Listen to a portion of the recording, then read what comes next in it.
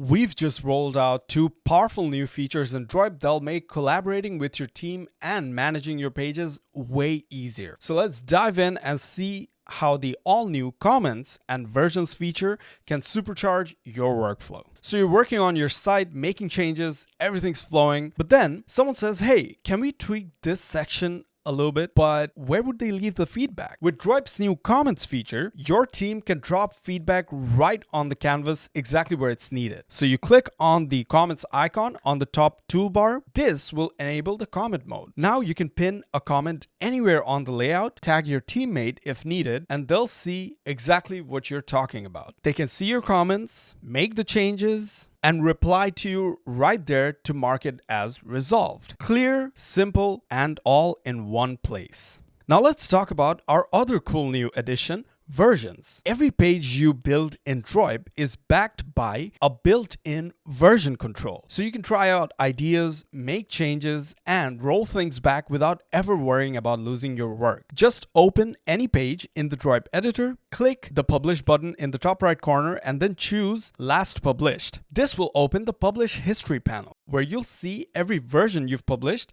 along with timestamps and who made that update. You can then rename, restore, or delete any past version, making it super easy to stay organized, especially on pages that are changing very often. So here's how it works. As you're editing, Droip autosaves your progress in a working version. And once you hit update, that version goes live. Now, what about any changes that you make after that? Well, they're automatically saved in a new version, but they stay in draft until you hit update again. So your live site stays untouched until you're ready. And if you want to go back to something earlier, just hover over the new version you want, click on the more icon and hit restore. Droip will reload that version into a working copy so you can pick up exactly where you left off. We hope you enjoy using this new version and let us know how you like the new comments and versions update.